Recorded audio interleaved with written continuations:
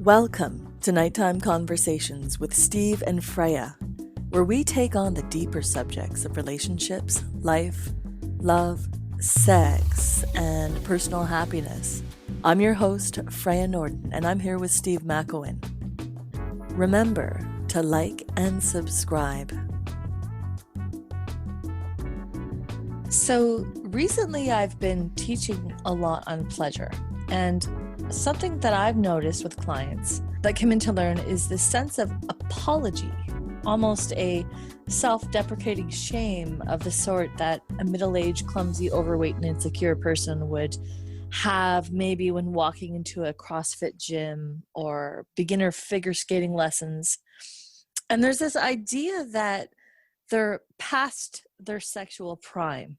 And there's this idea that it's almost silly to want to improve their sex life. And I realize this is kind of stupid at my age. Maybe they're just deluding themselves. And so I want to have a discussion about this, Steve. And I want to talk about the difference between sexual prime and what I call sensual prime, and give a little bit of hope and insight into people. Yeah. So let's start off by talking about what is the common understanding of what a sexual prime is. Yeah. And it's different for men or women. So here's the story that society tells us for men first, okay? So sexual prime for a man is somewhere in his late teens, and we can measure his sexual prime, we can view it, we can observe his sexual prime by things such as how often does he get spontaneous erections? How easy is it for him to get and maintain erections? How long can he sustain his erection? How many times can he orgasm in a row?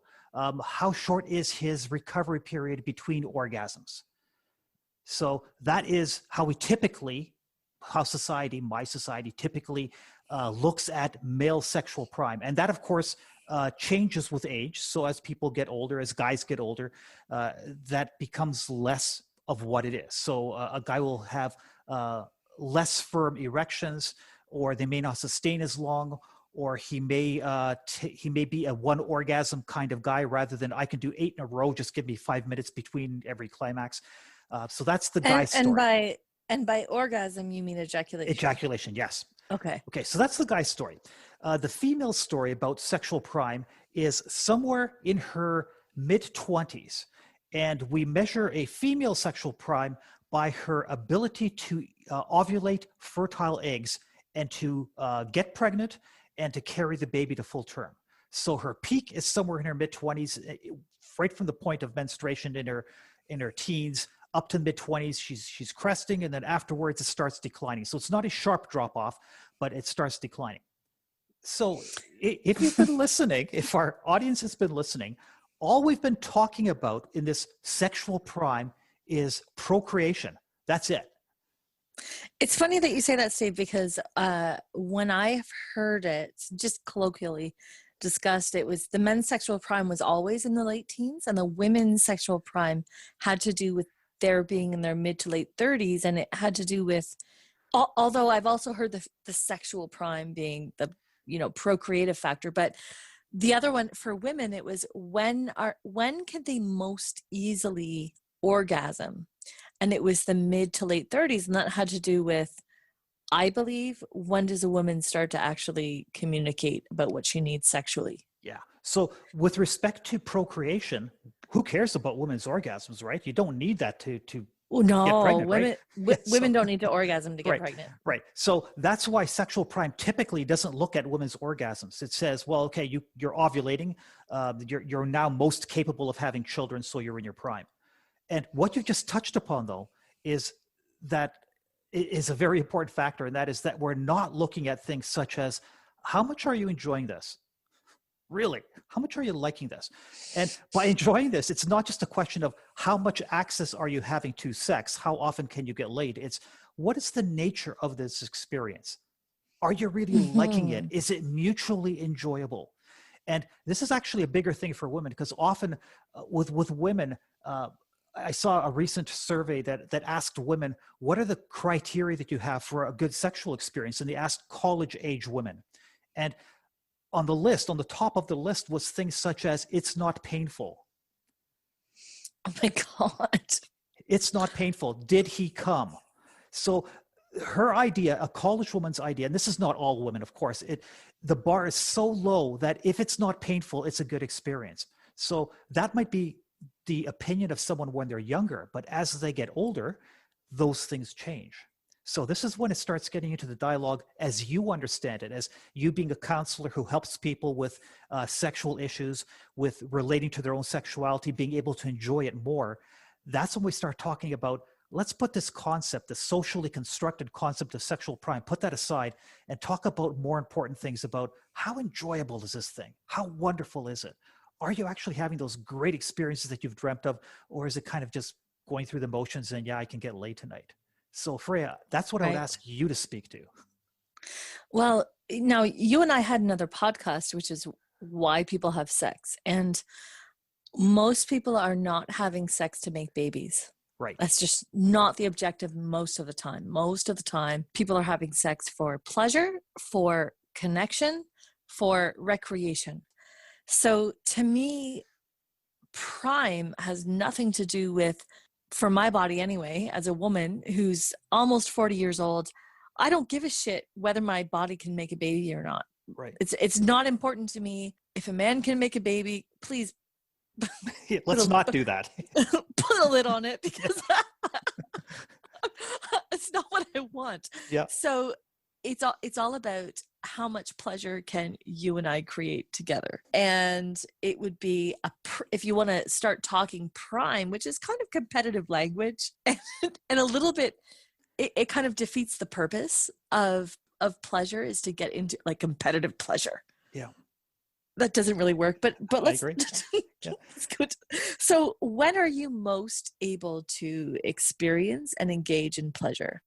Has nothing to do with your age.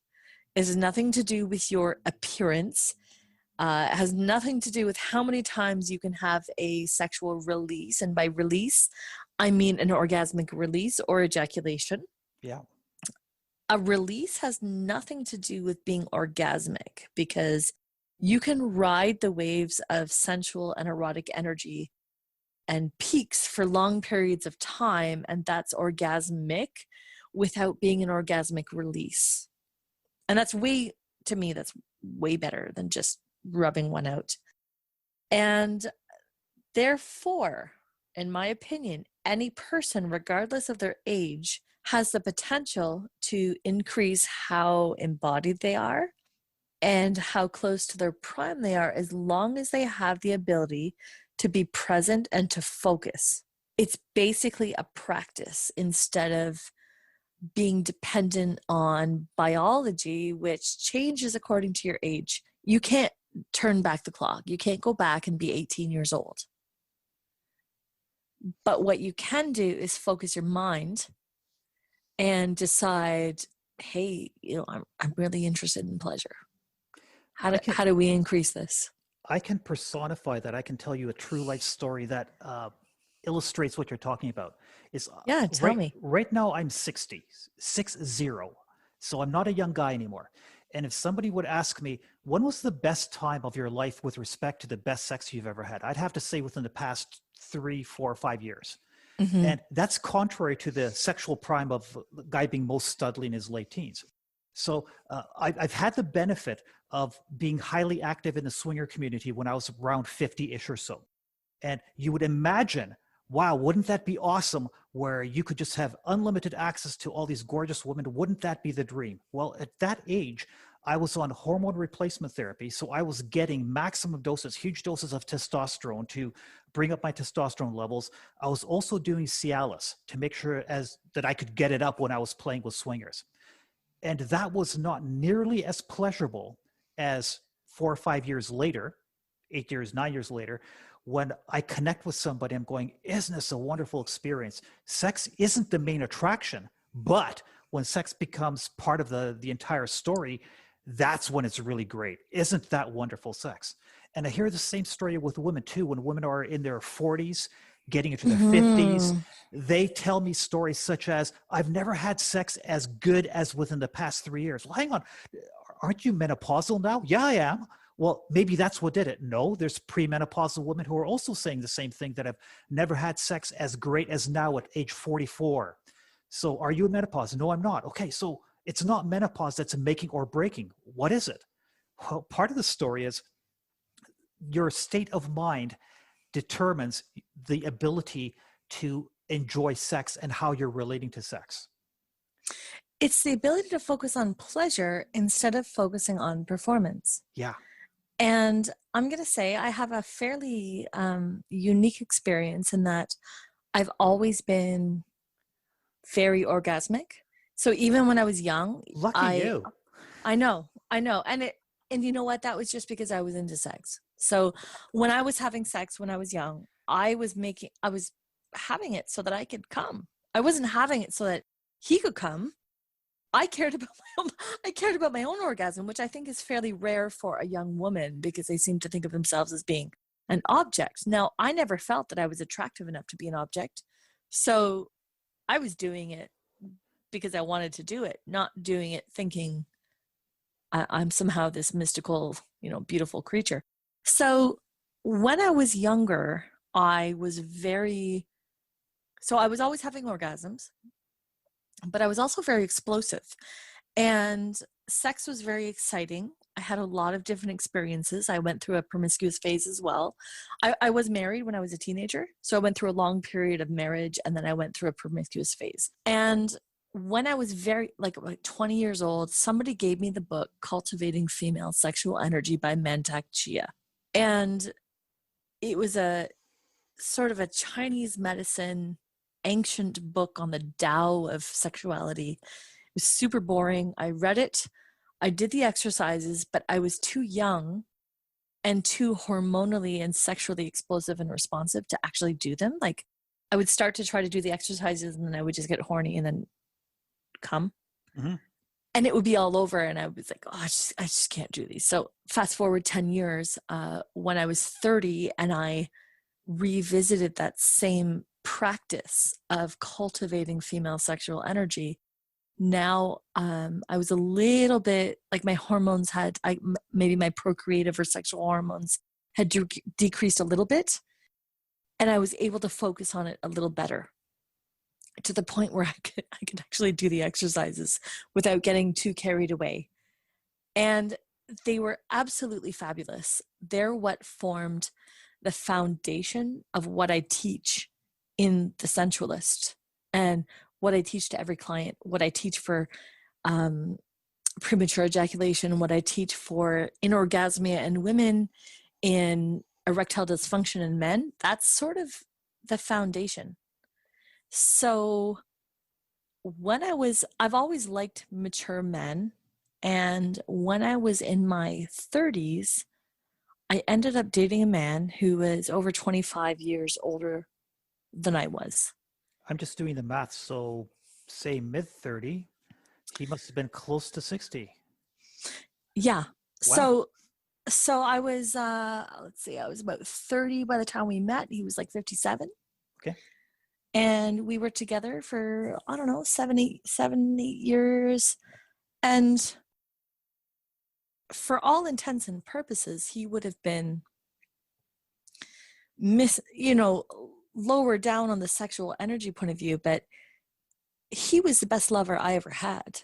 And his patience, his appreciation for sensuality, his focus, his ability to be there with pleasure created the most intense and beautiful erotic experiences of my life. And those kinds of things don't happen when the focus is on performance. So to restate that, there's a difference between mechanics, doing the mechanics, going through the motions, doing the exercises, doing the positions. There's a difference between that and being truly connected with your partner. And that is paying attention to what's going on with them. And not just for the purpose of, have you come yet? Have you come yet? It just feel good. Have you come yet? Yeah. There's a lot more to it than just the physical mechanics of body interacting with other body. a lot of the insecurities that people have, like let's just say male insecurities, they all revolve around their dick's The classic, hardness. my dick is not big enough, my erection is not hard enough, I don't last long enough. Those are the classics. Those are the classics. Yeah. And I'm telling you, those things have nothing to do with how spectacular of an experience that you give a woman. So are you alleging to me that a great experience for a woman is not penis and vagina, that that's not the whole story? Are you alleging that? I am alleging that. And you know what? I'm going to say straight out, I am a woman who is crazy about penis and vagina sex. I love it. I love penetration. I love the experience. And you know what? Penis and vagina is such a tiny aspect of the entire picture that you could have no penis whatsoever and still be the most spectacular lover that a woman has ever experienced. It's not about your penis. So hang on, tell me, I got to find out Yeah, more about I this. know. I I got to know. find out more I about know. this. Okay, so you love penetration. That's your favorite thing, and yet you're telling me Yeah. it's not the biggest thing for you. It's not the main thing. So what else is there that really does get your attention? What makes it great for you? So penetration is it's an experience, but it's not the thing that gets you aroused in the first place. So what gets you aroused or gets me aroused or gets a woman aroused or somebody aroused is, what are you thinking pre-sex? I am following you. Yeah. Okay. Then it's, what's the engagement pre-sex? Okay. So now you're having a conversation or you're hanging out together. Then it's, how are you touching each other? Because you know what? You don't start by sticking it in. Although some people think that that's when sex starts. You don't start sex by sticking something in a woman's vagina. You start it in a lot of different ways, So, but not by sticking something in. And then what happens after that? Then her body starts to feel good. so that whole touching thing, I would assume, I know the answer to this, of course, but I would assume for Mm-hmm. you, it that starts long before the clothes come off in the bedroom. That might happen where you're just spending time with somebody and you're just walking along, window shopping, and he's got his arm around your waist and he pulls you closer and looks in your eyes and just smiles at you and doesn't say anything at all, just smiles at you as he's looking in your eyes. All those subtle things of saying, I'm here, I am paying attention to you, and I'm really appreciating who you are in my presence. Yes, ideally. And if it doesn't, then it starts with I'm going to call it, so uh, I talked about this with Elizabeth, Dr. Elizabeth, on one of our recent podcasts. And it was the bedtime, how to get into the sex trance. So because not everybody has that time for all day foreplay and, connecting and this and that. Sometimes you're connecting when you get into bed. That Not okay. Yeah, that's the story for most married couples. That's the Busy reality people. of Yeah. of cohabitation and living together. So Yeah. you don't really become present with each other until you get into bed. And so my routine with this particular very sensual partner was, and this is what worked for me. I don't want you to come out to me right away and be like, hey, are you up for sex? Because in that moment, when I'm first getting into bed, my mind is still elsewhere. So I'm not. But it's, are you up to connect with me? And so there was the relaxing in bed together, the cuddling naked body to body, giving my body the chance to relax down into a space where now I'm receptive to being touched nicely. That question that you started off with, I just want to bring to listeners' attention, is the question you ask will determine the answer you get. So if the question is, are you up for sex? The answer might be, in this moment, no, I'm not. Exactly. And in that moment, I can tell you, no.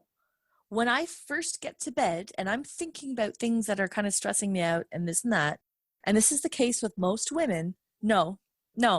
If you bug me right now, Yeah. and you say those words, do you want to have sex right now? It's a no. Yeah. However, I know how I work and I know how minds work. I know how bodies work. So it's like, well, if you give me the chance to relax and get settled down, then my body is going to be open to being touched nicely. Yeah.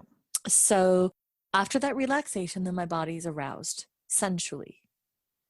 Then once it's aroused sensually, I'm like, holy shit, this feels really great. I want more.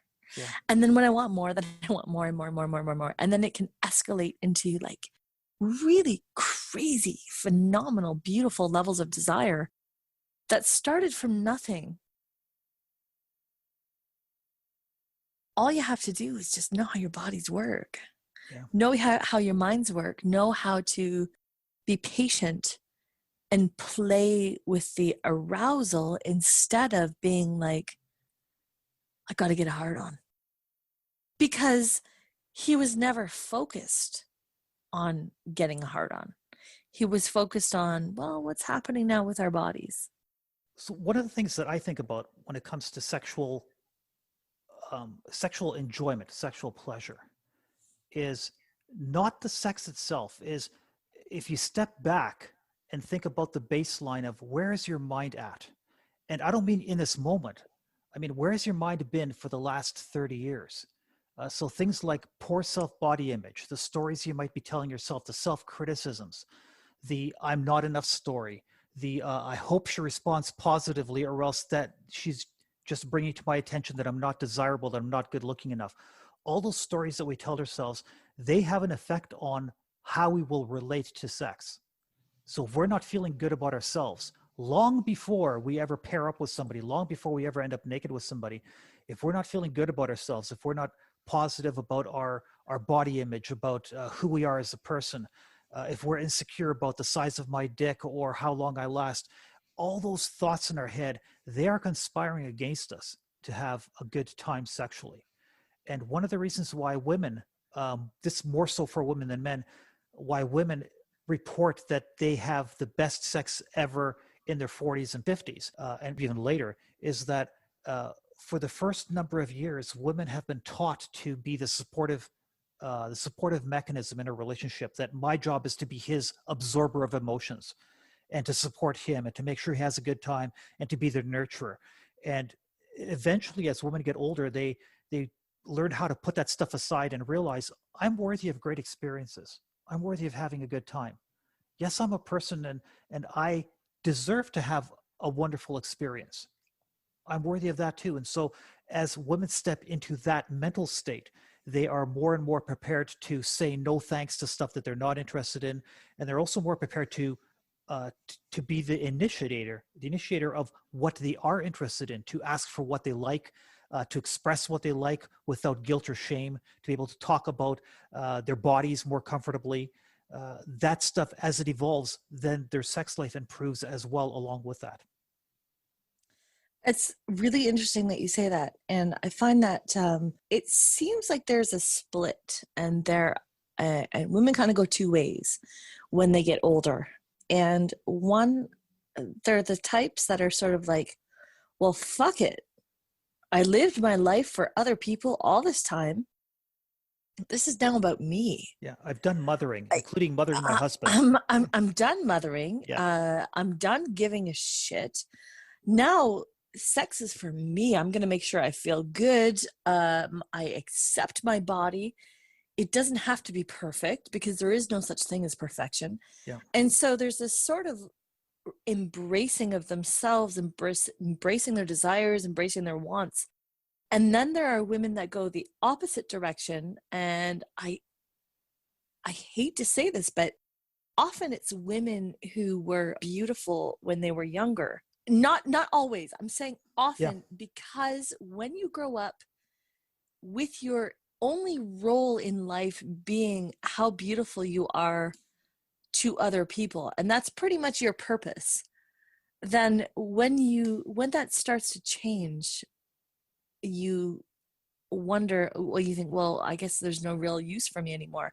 And yeah, I'm going to give an example. A woman, a very close friend of mine, who is she's close to 50 years old. I'm not sure exactly how old she is. She's and she's absolutely stunning. Like, she is just gorgeous in every way. She has pretty much as perfect of a figure as you can get. She's always been that way. She's always been really gorgeous, and she we were having a conversation and she said, oh, nobody would ever want to see my old, flat, saggy chest. And she's like, well, thankfully I've done lots of lunges, so my butt's in pretty good shape, but no man could ever be turned on by my body. And I was like, Yeah.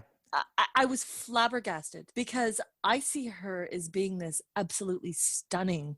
And she is thinking, oh, I'm this like old, unattractive lady that nobody could ever desire. And it's just so far from the truth. And there's these real weird concepts about what being desirable actually means. I've recently heard an Yeah. expression. The pretty years. I heard from a What? woman. Yeah, I heard from a What? woman. She's in her early 40s, and Oh my God. she has this real rush to get married. And when I asked her about that, she says, yeah, I've got to get married while I'm still in my pretty years. Because in her mind, this is just her perception. In her mind, her pretty years are running out. And that's the only time that a man will have you is while you're still pretty. And then once your best before date hits, no man will want you and your pretty years are over and now you're basically a spinster. And I want to stress that's just a belief. It's a thought in your mind. It is not based in reality.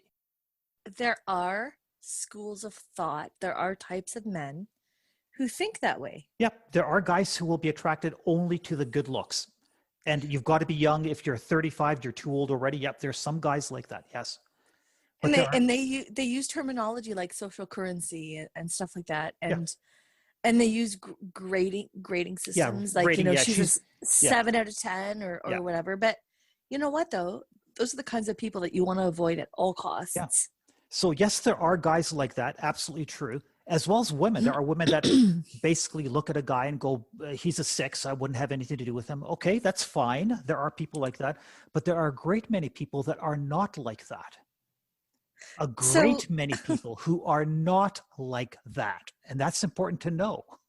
And it's important to not feel a sense of shame over wanting to have better sexual experiences, because it does not matter if you are 78 years old, if your body is wrinkled and saggy, if you can't get erections, if your penis is drooling and incontinent on either side.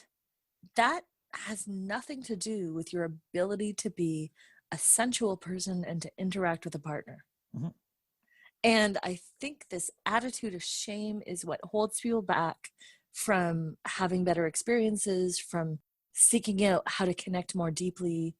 It stops people from having relationships. So, people will be like, well, I'm too old for that kind of stuff. So I'm just going to sit here and be like this lonely old who, has nothing except my beer and my grandkids. Because they feel a sense of shame over who they, and nothing could be further from the truth. Yeah. It all depends on what you believe. Yeah, because if I believe, I'll just say this as a guy, if I believe that what defines me as sexually desirable is my looks, having a full head of hair, looking young and virile, having a 7-inch dick or bigger, being able to be studly and fuckable all night. If I believe that, that's how I will judge myself. And I will judge myself that way, thinking that I'm not good enough. And I will also project those thoughts into others, thinking that, of course, women feel that way about me because that's the truth. And that will become my reality because women who are in my vicinity will sort of sense this guy is, I don't know if I want to meet him, not because of my looks, but because of my attitude. I'm putting out this attitude that I'm not likable, I'm not desirable, because that's the way I feel about myself. So that's the way I will react to my environment, and people will sense that.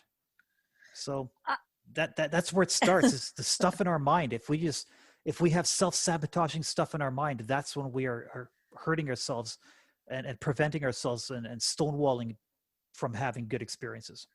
And that self-sabotage is not it's just not reality. It doesn't matter where you are in your life, it's not real. And Steve and I were having a conversation before this. The craziest situations, like that beautiful, gorgeous woman that I mentioned. I can talk about countless women, including 21-year-old strippers who are basically caricatures, like Jessica Rabbit absolutely perfect. There's not a single thing Yeah. wrong with them, who think that they need to change their bodies in order to be acceptable to have sex. I'm like, hold on a second. So you're telling me that you need to get liposuction in order to be attractive enough to have sex. Yeah. Or you need a boob job because your current ones aren't good enough. Yeah. But they're perfect. Yeah. Yeah. It's insane. And same with men. Men will do the same thing. They'll say, I'm not tall enough, I'm not, my hair is not. Do you really think that women give a shit about, I don't know, maybe some women do, but some women give a shit about your hair?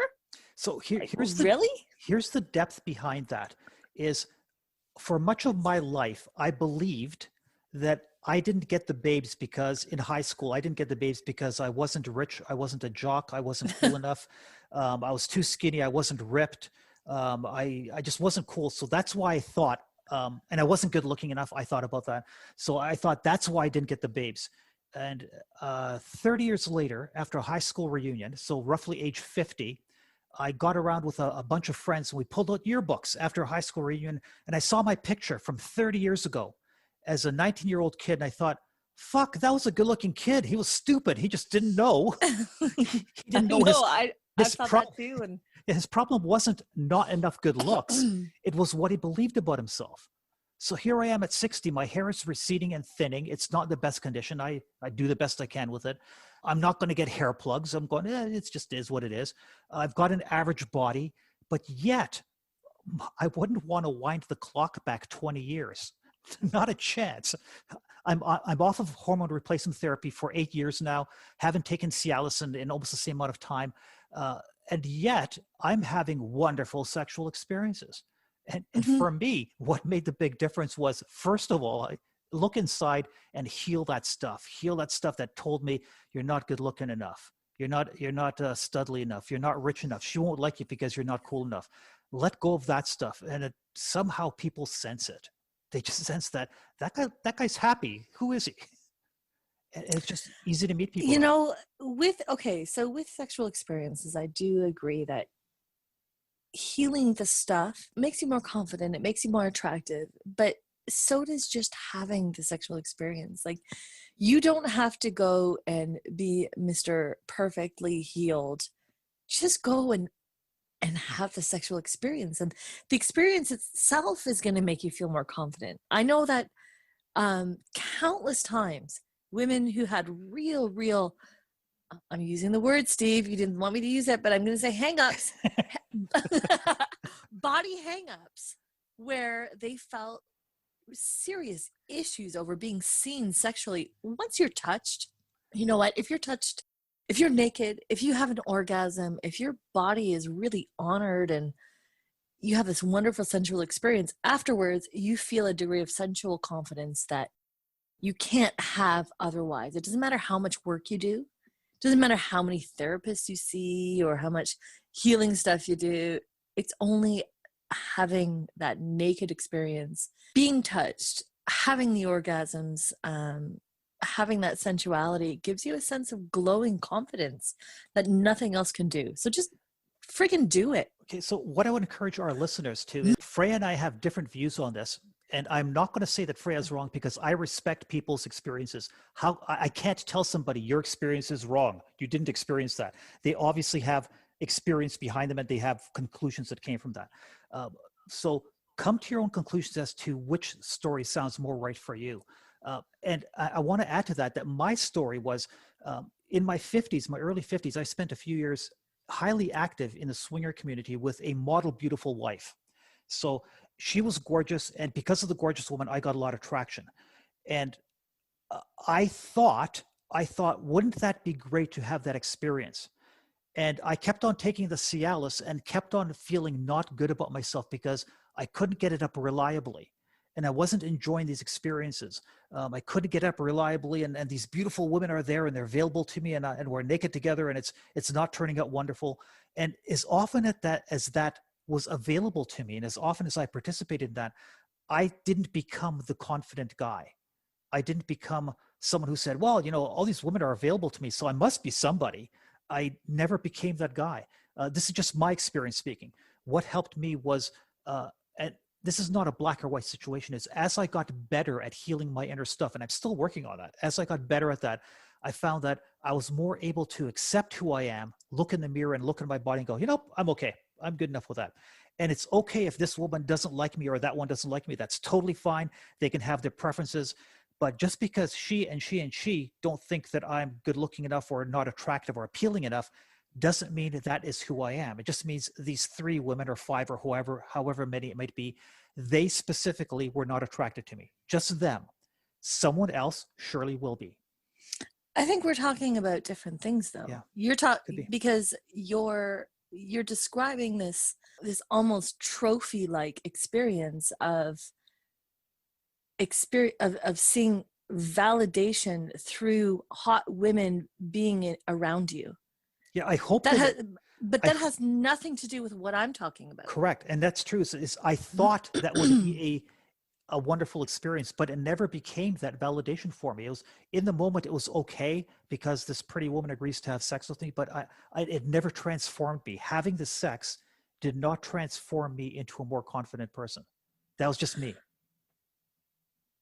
What I'm talking about is having a deeply connected experience I get that. with another person, being seen, being validated, being connected, and having that translate into a sense of well-being and connectedness. Because I do think, and you and I may disagree on this, but I do think that the swinger community is very performance-based. Yep. And I'm not saying that it's not fun or erotic or sexy, but it's also not the type of place that you would go to find safety.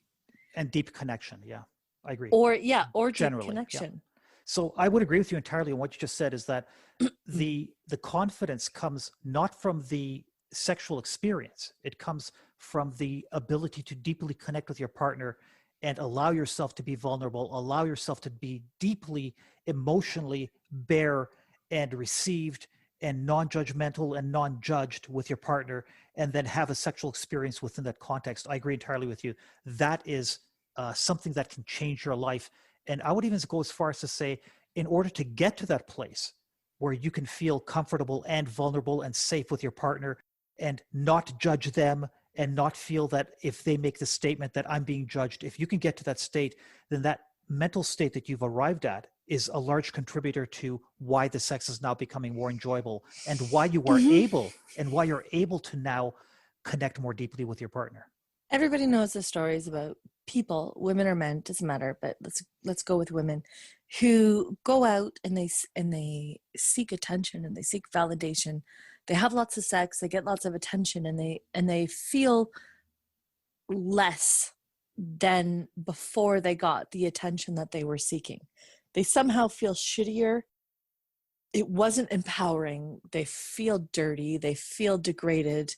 It didn't work the way that they had hoped it would work when they were seeking that validation. And I believe that and I have no judgment towards promiscuity or going out and getting those kinds of experience. It's fine. It's great. I've done it before. It's been fun.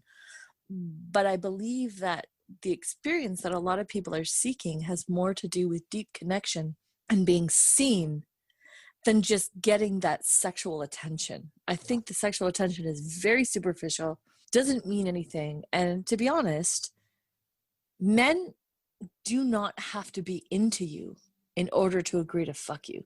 They'll do it because they're game. They're down to fuck. They want something to stick their dick in. Doesn't mean that they're even attracted to you. They're going to do it with you just because. Yeah. And that's the reason why later on, afterwards, you leave feeling kind of gross because you didn't get that energetic sense of him validating you. Now, if you have that same experience, you can have a one-night stand with a man who deeply honors you and deeply reveres and sees your sexual energy. He thinks you're incredible, and you're going to leave that one-night stand, even though it was a one-night stand, you're going to be like, holy, I feel incredible. I feel seen. I feel like a goddess. That was amazing. And I've had those kinds of experiences. So they're very different. And I just wanted to throw that out there because, yes, just doing it will help you have that feeling, but you got to choose wisely. Yeah. Choose wisely, or you'll have at least the opportunity to have a learning experience if you don't. Very much so.